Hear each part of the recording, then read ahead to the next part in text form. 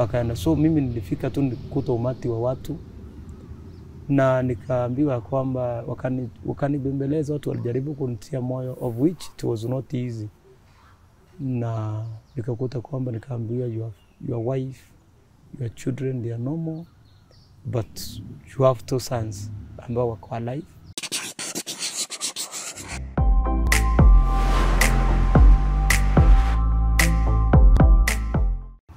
Hello Tuko family and welcome to yet another episode of Tuko Talks. My name is Anya Thira and today I am joined by a man who is going to be sharing his story.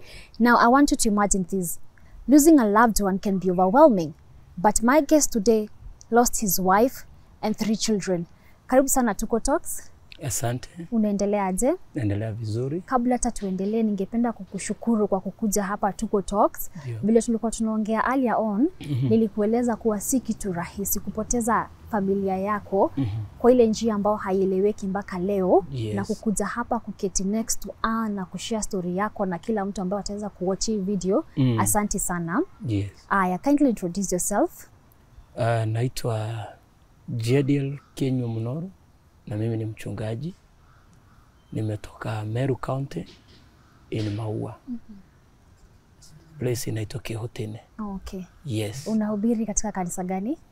Nafanya kazi na huduma inaitwa Revival City Chapel in Kihotene Market. Okay. Mtoto wangu nilikuwa na kijana mmoja ambaye amefika mwaka huu anaingia form 4, na pia niko na ambaye anaitwa Epaphroditus. Niko na second born ambaye anajulikana kama Crispus, ambaye pia ni wa kidato cha kwanza anaingia form 2. And then I had a third born ambaye alikuwa Avadance class 5, Peace Mwende PP1. And then nilikuwa na last born ambaye alikuwa anajulikana kama Precious. Yes, and wife ambaye alikujulikana kama Severina. Mke wangu alikuwa anafanya biashara katika ule mji wa Kihotene ambao ilikuwa ni biashara ya kuuza nguo.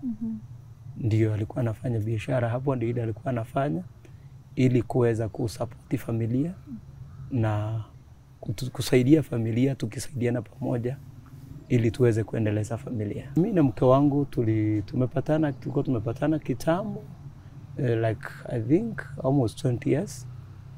Ambao it was the year 2001, na tukakaa kwa maana ambao mwaka wa 2003 ndio tulifanikiwa kupata mtoto wetu wa kwanza ambaye ndio huyu ambaye anaingia form 4. Then the following tulifanikiwa kuwapata wengine, Crispus, Abundant, Peace and Precious. Na mumewaita majina nzuri sana, si kama yangu hapa ya na director Shiro pale, jina yake English ni Pauline. Mbona mkaamua kuita jina Abundance, Christmas na wengine ni Patience amen? Precious, yes. Yes.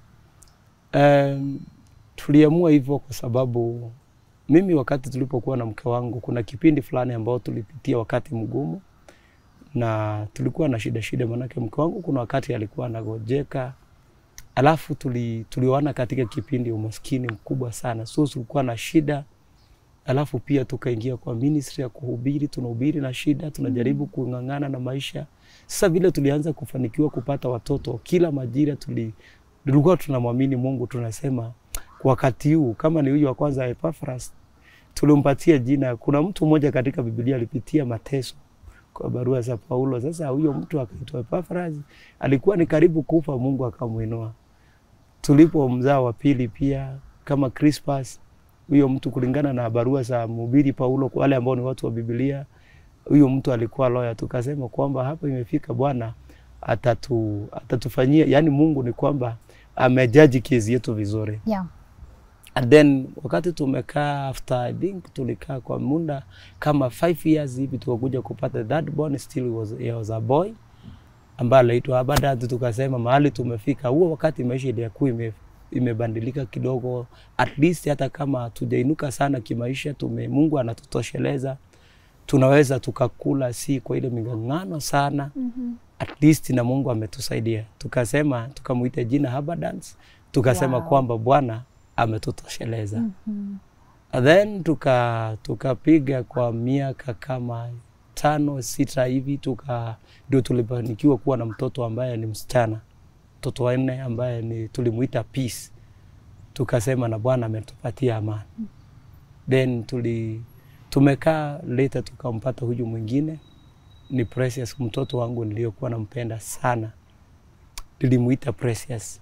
Mchukua kwamba Bwana ametupatia kitu cha dhamani.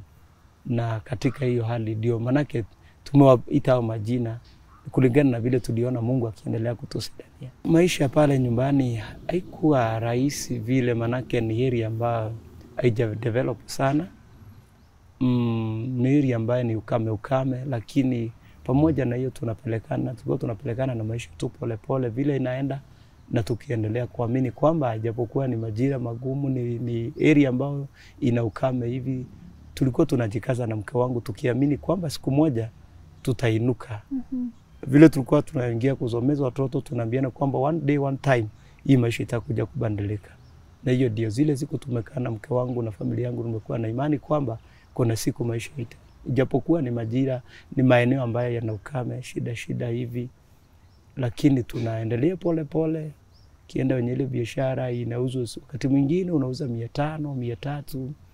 Ukipata giri unaona umepata pesa mingi, lakini pamoja na hiyo tukaendelea kujikaza na kuamini mambo inaweza kubadilika.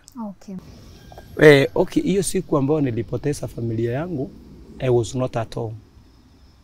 Nilikuwa Isiolo for prayer. And then ndio usiku huo tulikuwa tumeongea na mke wangu vizuri sana. The ones that I will never forget in life. Tuliongea na mke wangu sana.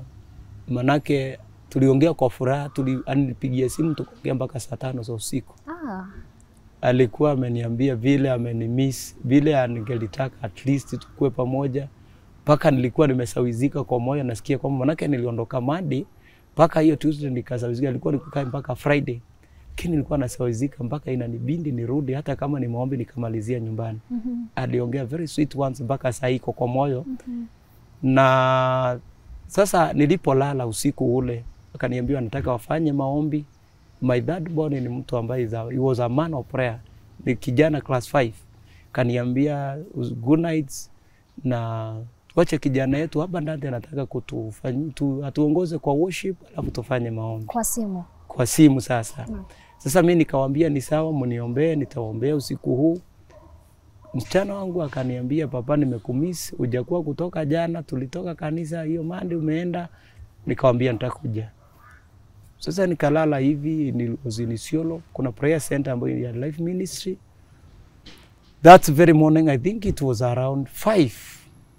Nilikuwa nimeamka kama kitu saa 10 na maneno hivi. Nilikuwa ninafanya maombi yangu asubuhi. Nilipata simu inapigwa kitu 5. Sasa niliona ile imepigwa simu ni mapema, nikaona ni my son, first born ananipigia. Nilikatiza maombi kidogo, nikaamua ku receive a call. When I received a call, nilisikia ni kijana ya dada yangu ananipigia.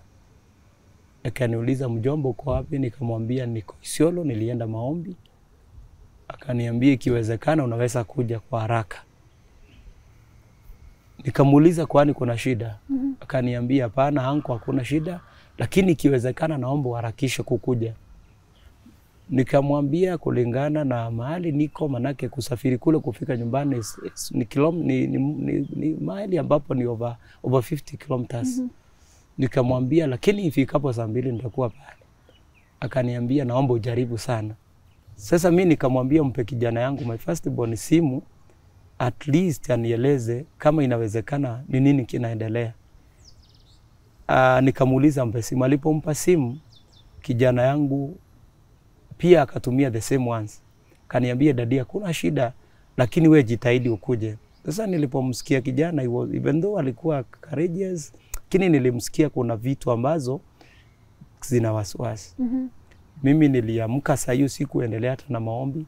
Nilishukuru tu, nikamaliza, nikaamka, nikaanza kutafuta vile naweza nikasafiri. Ni saa 11 hivi, kule pikipiki ni shida.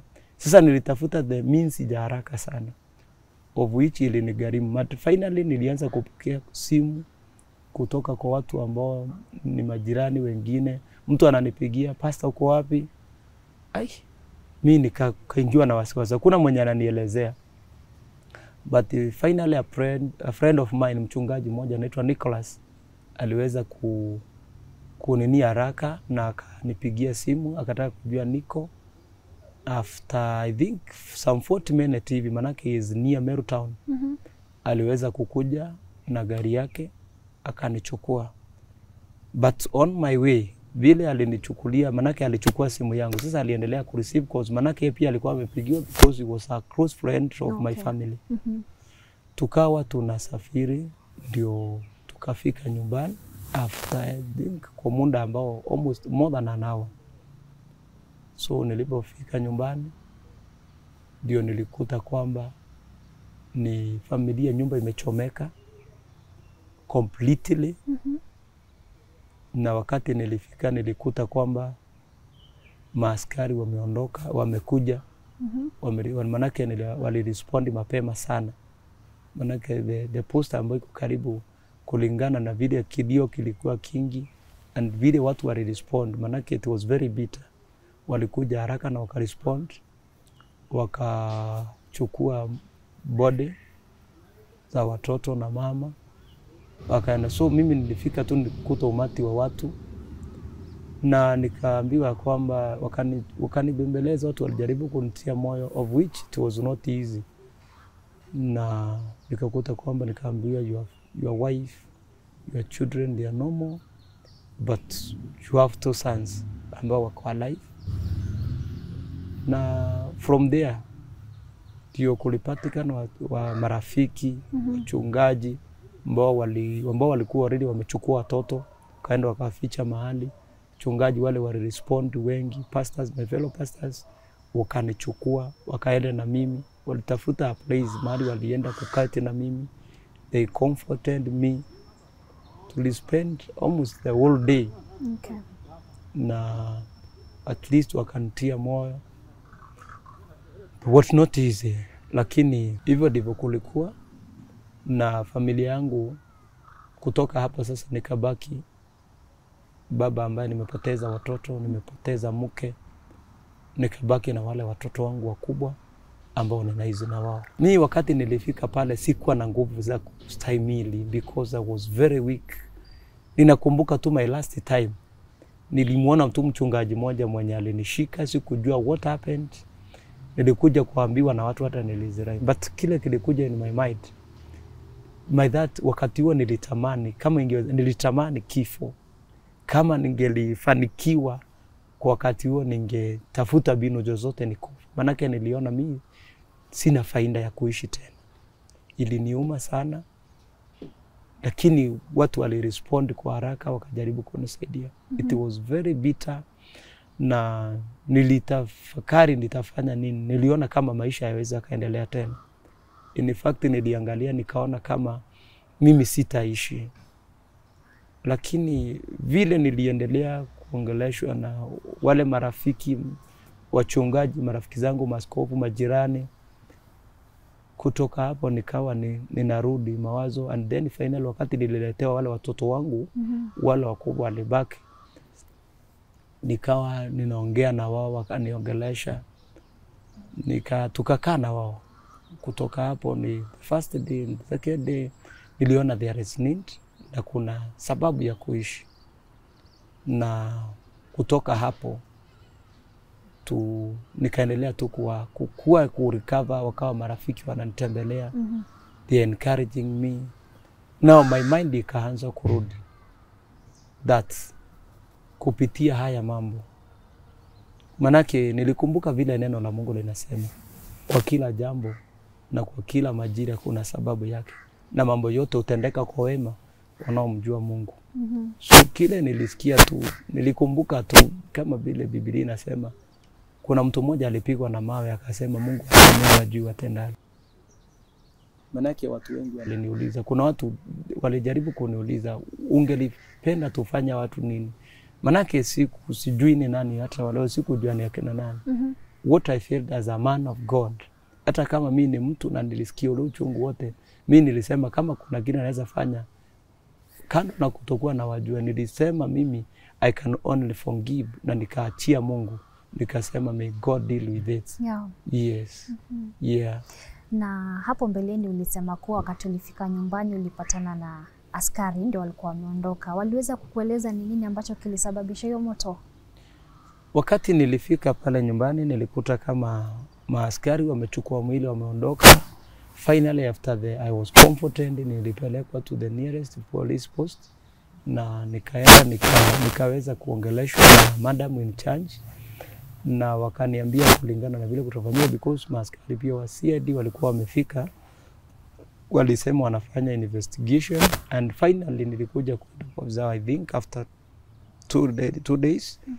Na ilionekana kwamba nyumba kulingana na vile walielewa na kulingana na maelezo na pia na vile walikuja, manake kuna vile walifanya kushughulikia kutaka kujua ni kwamba nyumba ilikuwa imechomwa. Okay.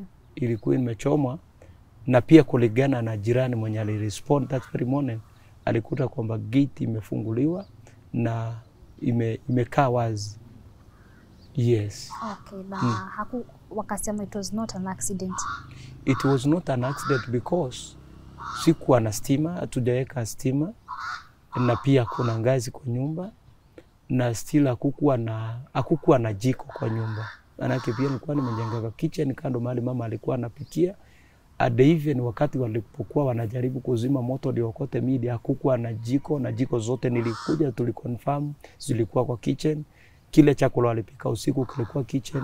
So hakukuwa, manake kulionekana ni moto ulichoma, because kulingana na jirani alisema alifika moto kama ujamaliza nyumba. And within my first son, wakati alikuja watoto walikuwa wanapiga duru, wale walikuwa in the house, na moto ulianza front, within muda mchache ukasunguka nyumba yote. Okay. Watoto wako walikuwa nasaidia kurescue wale ambao walikuwa kwa nyumba? Walijaribu, manake walipokuja walikuta mwili moto umeshika kwa front, umeshika mpaka kwa mlango. Walijaribu kukimbia pande ya nyuma, but it was not easy, manake vile nyumba ilishika moto na front, moto uliweza kuingia kwa nyumba ndani. So wakikuja at the back, at least wangoe bao, waliniambia kwa dakika ambazo asiwezi zikafika 10, moto ulikuwa umeshika nyumba yote kwa pamoja. Walisema the fire was very fast. That's what my first born told me, and the lady kamsichana mama jirani ambao alikuja asubuhi hiyo mapema. Okay. Yes. Wakati kumefika ndio tuweze kuwapumzisha wapendo wangu, ilikuwa ni jambo ambalo ni ngumu sana, but wale wachungaji ambao ni marafiki zangu, my church is nimeanza kama here, even though nimehubiri some years I was in another place, but wachungaji marafiki zangu na majirani wazuri walirespond, wakaanza kuwa wanakutana, wakaanza kucontribute tu kidogo kidogo kulingana na uwezo wao, but ilichukua kama 10 days kupanga yale masisi na kulingana na uwezo wao, lakini finally walitusaidia na tukaweza kuwapumzisha. Of which it was not easy, manake ilikuwa ina cost kitu around of 100 ndio hiyo mambo yote iweze kufaulu. Lakini Mungu alitujalia na wakatusaidia, tukafanya masisi na tukaweza kuwapumzisha. Yes. Na Pastor Jodiel, it's very sad what you went through. Yes. Lakini umesema kuwa umewasamehe, but Kenya kuna sheria, na kitu kama hicho kikifanyika, it's the work of the government ama the authority in charge to make sure justice imepatikana. Yes. Leo unaweza sema kwamba umepata justice? Okay, mimi siwezi nikasema nimepata justice. Actually, mimi ninaongea kama mtu and as a pastor. But kulingana na kulingana na moyo wangu, au watu wangeliweza kupatikana na mkono wa sheria iwahadhibu, pia ingekuwa mzuri, because hakuna mtu angependa kupoteza watu wake, familia yake. Because these people hata sasa sijui walikuwa wana target nini, si kujua madhumuni na malengo yao ilikuwa ni nini. Maybe wanaweza kuwa hata walikuwa wananitafuta na singeweza kujua. Una adui? Okay, kulingana na mimi sina mtu ambaye ningesema nina adui na yeye. Because mahali nimeishi ni peace. Hakuna quarrels, tuseme mashamba hivi. nothing like, ni kitu ambayo imeniacha na mzangao na sijui nimebaki ni mambo ambayo nimebaki kama niko kwa giza. Hata sasa na wakati mwingine ni ile kujipa moyo kama mtu na kuamini kuna Mungu. Okay. Yes. But sasa mimi ndio nasema watu kama hao Mungu akijalia wapatikane, serikali kuwachukulia tu ni vizuri. Manake kama watu hao wanaweza kuwa walikuwa na target fulani, wakipatikana ni vizuri waadhibiwe na sheria. At least kama walikuwa na malengo mengine, makusudio yasitimie kwangu na pia hata kwa mtu mwingine. Pastor Jedel, una ujumbe gani kwa wale watu ambao waliangamiza familia yako? Mimi ujumbe kwao kila ningelipenda kwa wale ambao walihusika kuangamiza familia yangu, ningelipenda kuambia kitu kimoja. Mahali walipo, manake ni mtu na ninajua anaweza kuwa mahali fulani, ama hata kama amejificha yeye anajua. Na feelings zake zinamwambia kila alitenda na kinamkumbusha. Si vizuri kama kuna mtu, ama kuna makosa umefanywa na mtu, ama nilikufanya makosa, ama umefanyiwa makosa na mtu, si vizuri kuchukua kumwangamiza. Manake unapomwangamiza pia hakuna faida ambayo yoyote utapata. Manake kama mimi sasa nimebaki single, sina familia nini and what have you. Lakini ni vizuri mtu kama huyu aweze kuwa na moyo wa kujua kwamba zote tumepewa uhai na Mungu. Na tunaizi tu, na hata kumwangamiza mtu si njia ambayo inakufaidi chochote. Because the fact ni kwamba siku moja mtu hata asipouawa na mtu atakufa siku moja. Na kama kuna makosa umefanywa, there is no need to revenge kwa njia hiyo. Kuna sheria, enda kwa sheria. Kama kuna kile unadai, haki yako ipatikane. Lakini kwao mimi ninawaambia ni vizuri waweze kuachana na njia kama hizo. Na pia kwao mimi ninawaambia nimeachia Mungu, na ikiwezekana it is better to repent. Manake ninajua kuna Mungu ambaye ulipisha kizazi. Mimi naweza nikashindwa, na wanaweza wakajificha kwa askari, manake na kwa serikali ya Kenya na isijulikane, lakini hawaji wakajificha kwa Mungu. Lakini kwao mimi ninawaombea na ninaomba Mungu na mioyo yao ijirudie, wafikirie, warudishe mawazo yao, waweze kubadilika. Manake hata wakiangamiza mtu una faida yoyote. Yes. Okay, na watoto wako pia ungetaka kuambia nini? Kwa watoto wangu, manake kwao kama vile nimekaa na wao siku hizo zote zimepita, mimi ni at least wako na uchungu mwingi sana. Kila siku wanapokaa wanakumbuka, like my firstborn, manake yeye alifanikiwa kuamka. Every time akiamkanga usiku anasemanga, "Dad, I remember my brother." Walikuwa wamependana sana na huyu kijana ambao ni watatu, Abundant. Anasemanga akiamka anakumbuka vile alimuita amweze kumkomboa. Na anasemanga if it is possible, nikipewa watu kama hao ninaweza deal na wao. Lakini kwao nataka niwaambie, kwa sababu tunafaa kuendelea na maisha, ni vizuri Mungu awape moyo wa amani, wakuwe in peace, ili waweze kufocus kwa mambo mengine, ili tuweze kuendelea na maisha. Okay. Yeah. Pastor Jedel, yes. Najua ulipoteza familia yako, ukapoteza nyumba, ukapoteza mali. Lakini ungetaka kusaidika aje?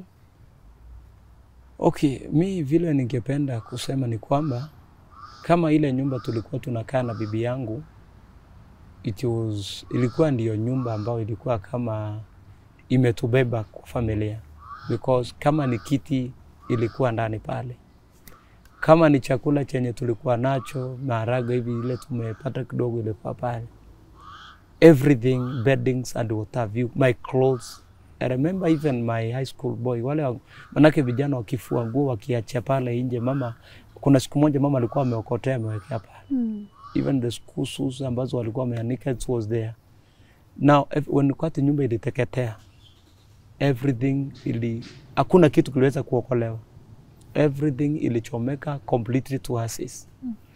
Na hata saa hii mahali ambapo ninaishi pale nyumbani, ninaishi kwa kanyumba kadogo ambacho nilikuwa nimejengea a single room, I think 8 by 10 ambao nilikuwa nimejengea vijana.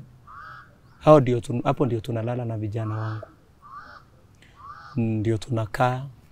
Sasa kama ni chakula kile tunakula for now, ni ile tu rafiki kusikia, anakuja tu anatuletea. Kama vile unaniona nimedress, ni wale tu marafiki wazuri. Mtu alikuja Dakiesa, nikikuja kuna mtu aliniambia, hey pastor, umetuambia unaenda Nairobi. Kanichukulia kagua kubadilisha nikikuja. So niko hivyo.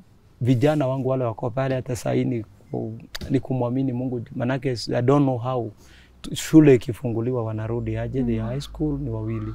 Na pia I remember that very day, I think it was on Tuesday. Kama tule tupesa mke wangu alikuwa nato kwa M-Pesa.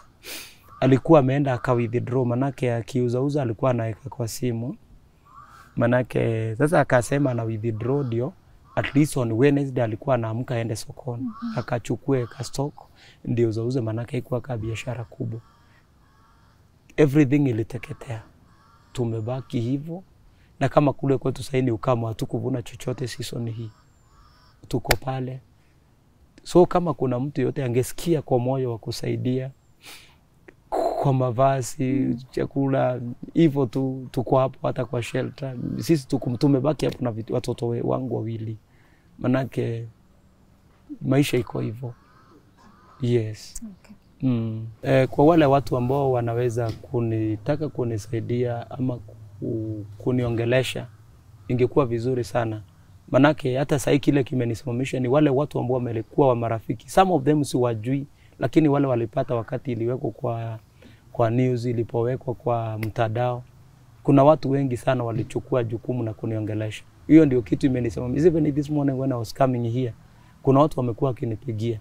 Are you safe? Wengine kama wale wanapika hapo nyumbani, where are you? Watukuoni. Ninawaambia I'm safe. So bila ningependa kuwaambia, ninaweza nikapatikana kwa nambari ya simu on 0740 755 009 0740 755 009. Pia kwa mtandao wa Facebook unapatikana kama JDL Munoru, na ndivyo naweza nikapatikana. Okay, sawa. Yes, na asante sana kwa kukuja Tuko Talks, for sharing your story. Like I said, tukianza si kitu rahisi. Lakini pia kitu ambacho nimelearn hapa hivi ni you have a clean heart. Yes. Kusamehe hawa watu ambao walichukua familia yako. Ulipoteza bibi na watoto watatu on the same day. Yes. Na umeamua kusamehe hawa watu. So thank you so much to you, our Tuko family. Thank you so much for joining today's episode. Till next time, let's keep it Tuko Talks.